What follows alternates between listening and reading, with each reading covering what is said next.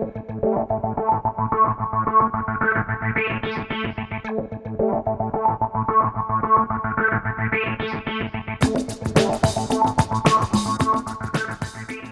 I'm Dave Vickers and welcome to this Photoshop tutorial. This is the second part of the beauty makeover. You may remember in the last episode what we were doing was using the healing brush tool and the patch tool to get rid of the blemishes on this image. So that was the before and that's the after. What I'm going to do this time is to show you how you get the soft skin effect that a lot of the magazines use on their cover images. So to start off with, we're going to merge these two layers down into one layer. So Shift, Control and E, and that merges the layers together into one background layer.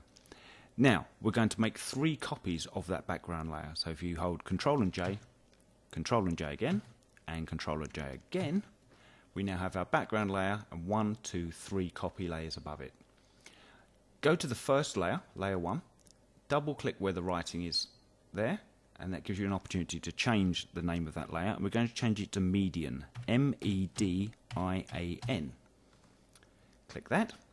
Go to your next layer here, which is layer 1 copy, double click the name, and we're going to change that to High Pass, H-I-G-H-P-A-S-S. And finally on the top layer here, double click the name, and we're going to change that to Mask, M-A-S-K. Brilliant. Now turn off those layers and we're going to activate the median layer. So those 2 layers are now inactive. We're just working on the layer we've named median.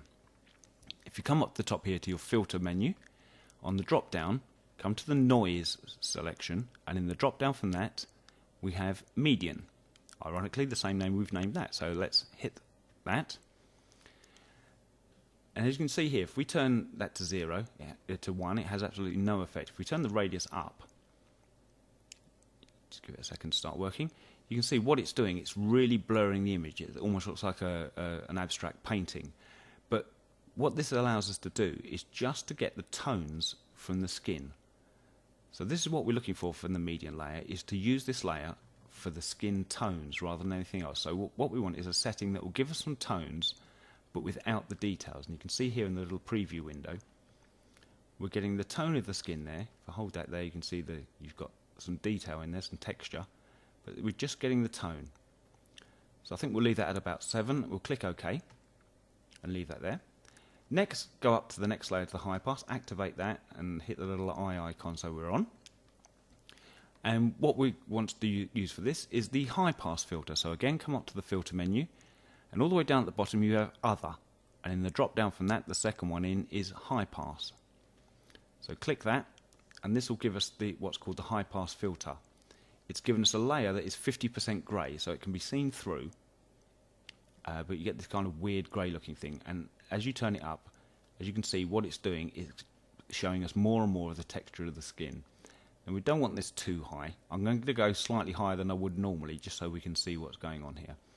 If we go to about 3, 3.5, you can see we've got some texture showing in the skin there. So we click OK there.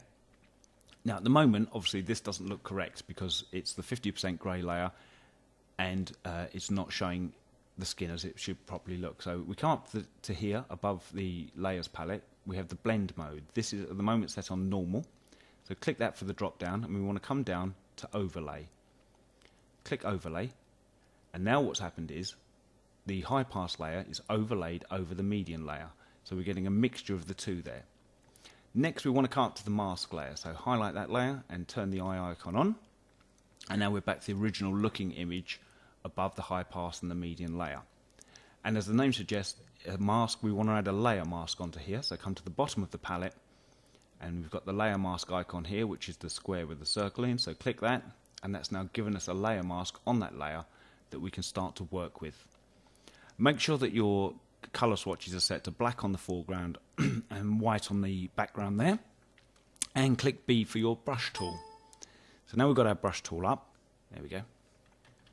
There, so we can enlarge or decrease the size of the brush using the square brackets. And what I normally like to do when I'm doing this, because what we're looking to do here is just to erase the top layer area of skin. We're going to leave the eyes and the eyebrows, anything with detail, the lips and the nostrils. We're going to leave those on this layer, and just use the mask to take out the other areas. But as you can see, if I start to work on this now, it's actually quite difficult to see what parts we've done and what we haven't. So to make this easier, what I like to do is turn off all the other layers underneath. So take the eye icons out. As you can see now we've got the checkerboard effect, which is Photoshop's way of showing no information. But this will show us where we've used the mask to take out areas of the skin. I find this a lot easier than working with the layers active underneath, because, as I said, it's quite difficult to see which bits you've actually worked on. So I'm going to do this quite quickly. Again, normally you take a lot more time over this, because you can get the details in a lot better. So I'm just going to work nice and quickly here using the brush tool, just to erase away just the skin. We're going to leave things that need detail, need sharpness, like the nostrils there, and the eyes and the eyebrows. We're going to leave those as they are.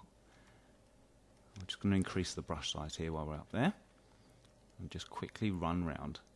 Like I said, I'm doing this much quicker than you would normally. Normally you take a lot more time over this and get a lot cleaner result. And again, you can see here I went over the area, so if you click X on your keyboard, you'll switch the swatches back around, and you can just put that back in, which is one of the beauties of using a layer mask. So X again, and we're back on the black as the foreground colour, and I'll just erase this out. I'm going to switch this brush sizes quickly so that I can get this done. There we go. I'm going to leave this area of the makeup here because it's got a bit of texture in it anyway. I think blurring that out would ruin what we've got there, so let's just finish off around here. Keep the lips there because it's got some nice texture on the lips. Come in nice and close, and that little edge there. Okay, so we're looking quite odd at the moment. We've just got the eyes and the eyebrows showing through with the rest of the face. Now if we start to add those layers back in, let's put the bottom layer back in. And that's our normal image. Now let's add the median layer back in, and you can see instantly the skin softens up.